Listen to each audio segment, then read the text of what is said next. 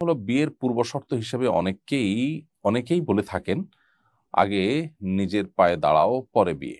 ইসলামে বিয়ের জন্য সক্ষমতা বলতে কি বোঝায়? ইসলাম বিয়ের জন্য সক্ষমতাকে শর্ত দিয়েছে। অক্ষম ব্যক্তির জন্য বিয়ে ফরজ নয়, তাকে ইসলাম বিয়ে করার নির্দেশ দেয়নি।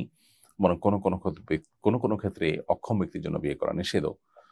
সে নিষেধাজ্ঞার মাত্রা ব্যক্তিভেদে পরিস্থিতিভেদে ভিন্ন হয়, কিন্তু সক্ষমতাটা বিয়ের জন্য শর্ত, এটি ঠিক। আবার অক্ষম ব্যক্তির জন্য বিয়ে আবশ্যক নয়, সেটাও সঠিক। এখন কথা হলো যে কতটুকু সক্ষমতা হলে বিয়ে ফরজ হবে? উত্তর হলো, বা বিয়ে করা জায়েজ হবে, বা সুন্নাহ, সাধারণ অবস্থাতে সুন্নাহ হয়, সেটা হবে। তো এর উত্তর হলো যে বিয়ে করার বিধান প্রযোজ্য হবে বা বর্তাবে তখন যখন কেউ আহ স্ত্রীর মহরের পাশাপাশি স্ত্রীর ডাল ভাত জোগাড় করার মতো সক্ষমতা যখন তার থাকবে, আর্থিক সক্ষমতা এবং শারীরিক সক্ষমতা তার কাছে থাকবে, তার জন্য বিয়ে করা বিধানটি তার জন্য প্রযোজ্য হবে। স্বাভাবিক অবস্থা বিয়ে করা তার জন্য সুন্নাহ হবে।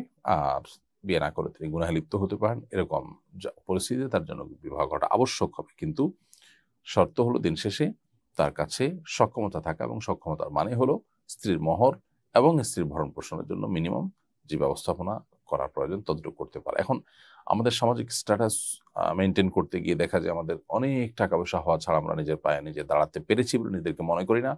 এর ফলশ্রুতিতে বিয়ে বিলম্ব হয় এবং যার থেকে নানাবিধ অনাকাঙ্ক্ষিত পরিস্থিতি তৈরি হয়। আজ জেনার যে সয়লাভ হচ্ছে বিবাহ বিলম্ব হওয়ার কারণে, সেটি সবচেয়ে বেশি হচ্ছে।